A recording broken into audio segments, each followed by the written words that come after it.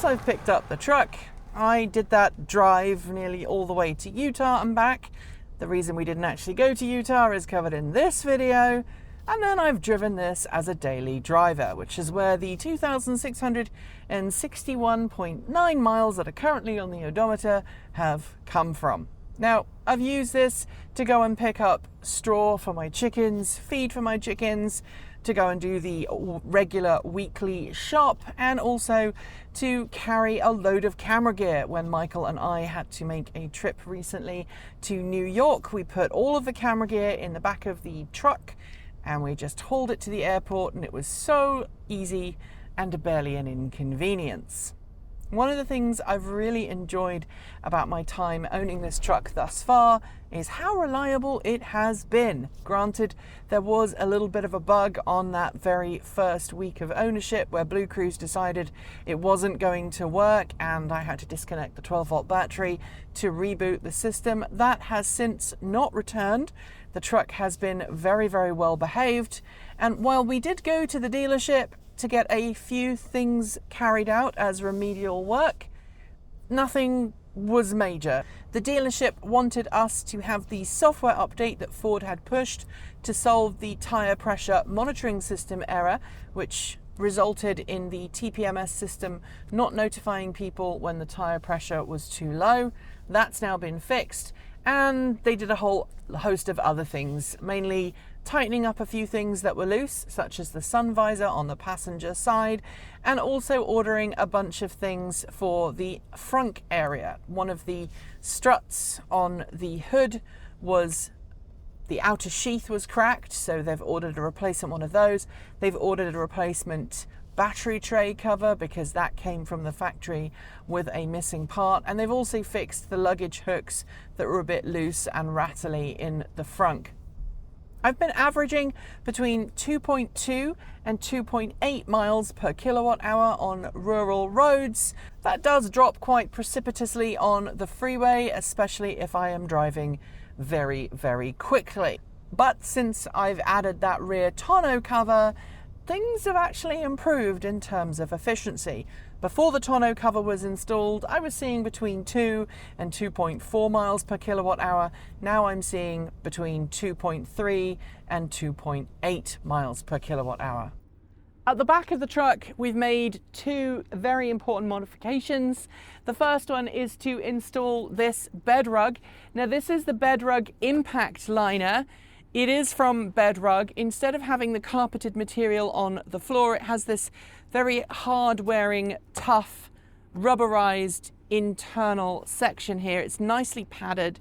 It's great for putting things in. And of course, we are using this to store camera gear when we're on the road, when we're heading to the airport. And so being able to put our flight cases on here, they're not going to scratch up the bed of the truck. It's also going to provide a little bit more friction than just the painted surface. And it's going really nicely so far. This has been in for about a month. We had a couple of install glitches, one of them around the lights here. You'll see that there is a bit of a faux pas, a mess up. That one is totally down to myself and my partner. We were installing it and we didn't quite cut things out properly. But as you can see, we've removed all of the furniture in the bed of the truck, and we've been able to unscrew everything. We've been able to put the bed rug in and then put the screws back in. In order to do the install properly, we did have to remove the tail lights.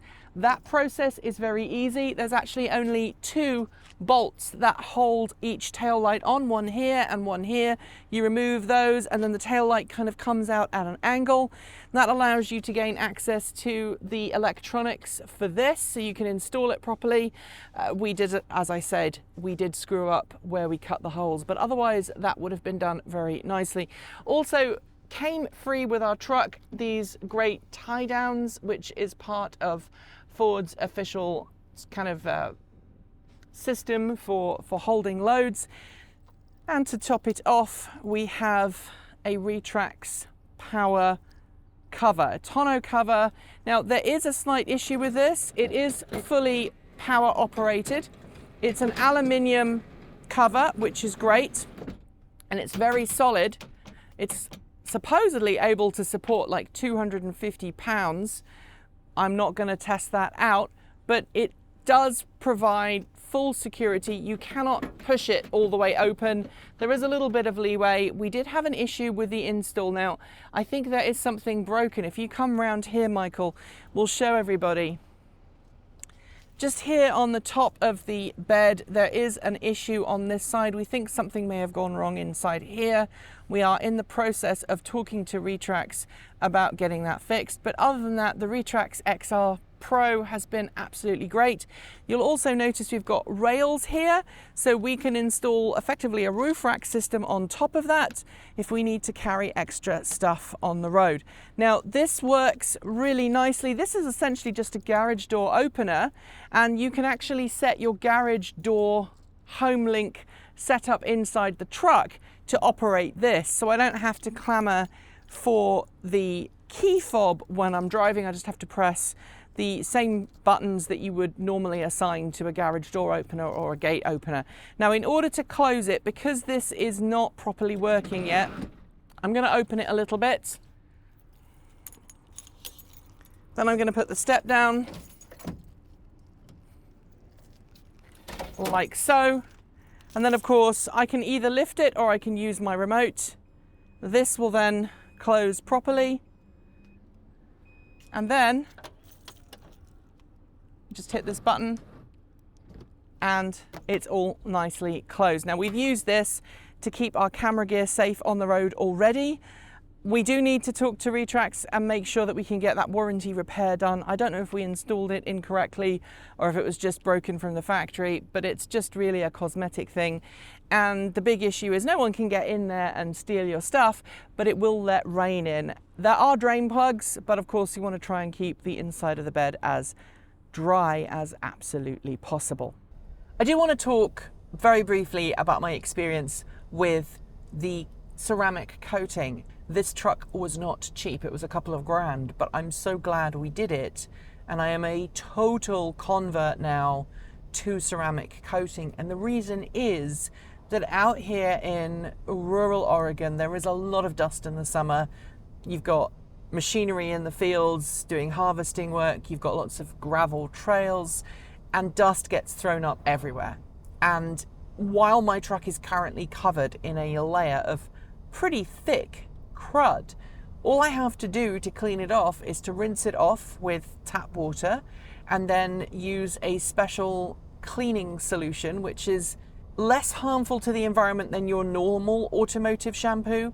You just put that on with a clean wash mitt and then you are just going to dry it off with a regular soft towel. Bugs come off a lot more easily because of the ceramic coating. The paint shine returns every time you wash it, and it seems to last longer in between washes before the truck starts to look really icky and horrible, so I can't complain. There is one very nasty bug with this, and it really is the only thing that really irks me, and that is it's all too easy to accidentally set the temperature of the air conditioner to very hot just by accidentally brushing your finger against one of these. I've done it multiple times now, and the truck will automatically turn on the heated seats and it will turn the heater on, and if it's 100 degrees Fahrenheit plus outside, you really don't want that to happen. So I hope Ford fixes that. I'm not entirely sure whether I'm brushing against the touchscreen or whether I'm hitting the max heating button that is just below the screen here. But what I can tell you is that Ford has sent a system update to this truck. It's the first system update that we've ever had. It was rolled out yesterday. I went to go and pick up some coffee beans, and when I got back in the truck, it was like, oh, hey, you've got a Ford Power Up, and we've already automatically applied the update, and it's good to go, which is great. And Ford has this kind of double memory slot thing going on with the update. So unlike a lot of cars where you have to have the car parked up, it downloads the update and you have to manually apply it. With both the Mark E and the F-150 Lightning, and I presume the E-Transit, it downloads the new system software in the background, whether you're driving along, whether you're stationary, and then the next time you turn your vehicle on, if that update has finished downloading, it just automatically applies it. This is good for two reasons. One, it means if the system update balks and goes wrong, you can always revert to the previous version. And two, you're not stuck around waiting for your vehicle to update. So I really like that. What I do not like, though, is Ford's really stupid, sucky revision notes. Small changes here and there, ongoing updates like this help you enjoy the best possible version of your F-150 Lightning truck. Enjoy. That is about as useless as a chocolate teapot there, Ford. I would really like some more information as to what is included in the update. I haven't noticed any changes. I've been looking online and nobody seems to be able to tell me. Interestingly, though, I do not think it's just the tyre pressure monitoring system. Some people have said it's the tyre pressure monitoring system bug and we're fixing it. But as far as I am aware, when I took Adair et al. To the Ford dealership for them to just look at some niggles that I had about the truck when it was brand new, like the scratch on the B-pillar and tightening up the sun visors and a couple of other things, they said, oh, we want to apply the software update now. And I'm like, well, I could just wait for the over-the-air. It's not like a make or break update. And they're like, no, we'll do it now. So whether they didn't do it and then it just applied over the air, or whether there's something else in this power up update, I don't know, but it's good to see that it's actually working. And you can turn on automatic updates, just select that, or you can schedule updates, which I really like. You can say what days of the week you want the updates to occur. The only other modification I've got to do is I'm going to replace the whip antenna on the front passenger side wing with a tiny stubby 1.5 inch one, because the antenna on there is a whip antenna and it flaps around like crazy when you're driving at anything above like 30-40 miles an hour. Then we'll put the whip antenna under the rear seat in the storage compartment there. If we happen to be somewhere where there's a natural disaster like a forest fire or heavy snow, sometimes you'll see signs at the side of the road in America that says tune to, and it'll give you an AM frequency to tune to.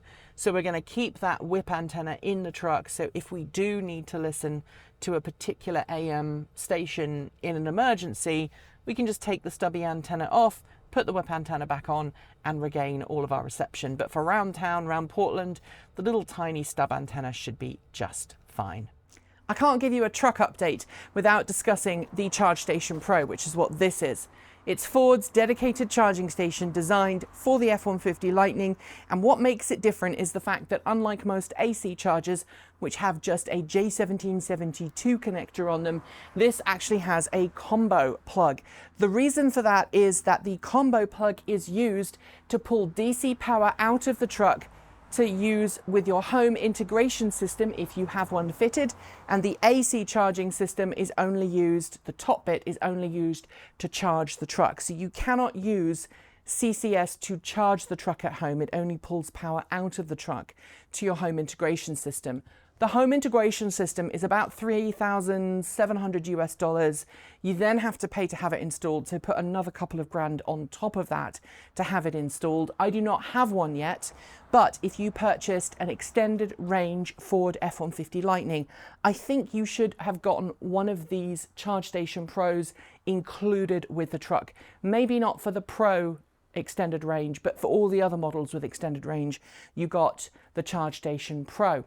They are technically capable of providing up to 80 amps of AC charging power to your truck, which is very important because the extended range F-150 Lightnings have 2 chargers on board, so they can charge at up to 20 kilowatts or thereabouts from a compatible AC charging station.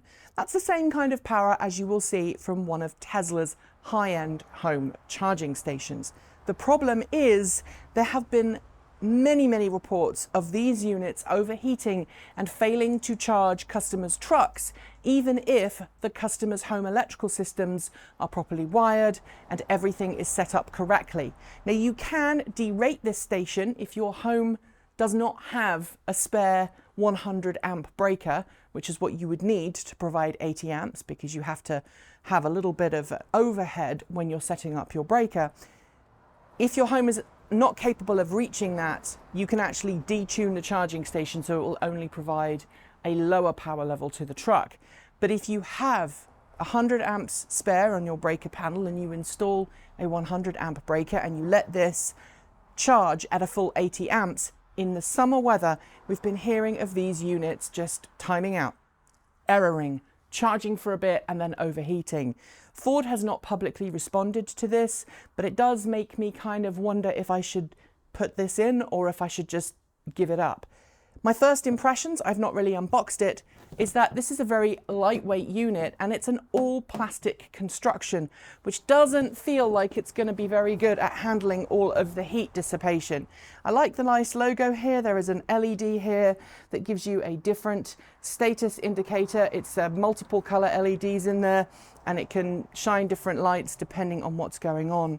We may install it on the far wall, but again, worries about it overheating. So I would like Ford to make a statement or address this issue before we go ahead and install. That is it for today's video. If you like this video, make sure that you give it a thumbs up and share it with your friends. And let us know what you thought in the comments below or in our free to join Discord chat room. There are links below. And if you really liked it, why not consider leaving us a super thanks? It's easy to do and everything you send our way does go towards helping us make great content. If you haven't already, please make sure you subscribe to this channel and to our other channel, which is Transport Evolved Take 2, and give that bell a gentle ding to make sure you're told when our next video goes live. Thanks on behalf of the entire crew go out to everybody who are on my right hand side. They are the people who make this channel possible, as of course does everyone who watches and shares. Even if you do not support us financially, you really are making a major difference to the channel. As I said, those folks on the right, they are our charged up supporters, but I also want to say thank you to our self-driving tier supporters. They are Chris Maxwell, Pedro Muro-Pinheiro, Patrick Boyarski, Bennett Elder, Brian Newton, Dave Kitchen, Michael Goad, Ricky Leon, Andrew Martin, Guido Derhota, Brophy Wolf, Tazza in the Gong, Gordon C, Stephen O'Donoghue, Carl Hodgson, Anthony Coates, Regine Fellows, Dan Blair, Jim Burness, Chris Asentar, Chris and Michael Johnson, Peter Dillinger and Denny Hyde. And of course, super out of this world thanks to our Starman level supporters, Anonymous Freak, Marcel Ward, Reggie Watts, Rory Litwin, Joe Bresney, Redar, JP Fagerback, Russ, Will Graylin, Matthew Drobnak, Blue Says Hello, Kevin Boroughbridge, John Lyons, Andrew Glenn, Paul Conway, Laura Reynolds, Ellery Hensley, and of course, Ian. If you would like to be part of that amazing group of people, it's super easy to do. Just follow the link below to Patreon, or if you're watching this on YouTube, hit the join button today to become a Transport Evolved YouTube supporter. And of course, if you don't want to do either of those, you can also head to Ko-fi and send us a coffee through Ko-fi. Any amount you want to send through Ko-fi is totally okay, and it all goes towards helping the channel grow.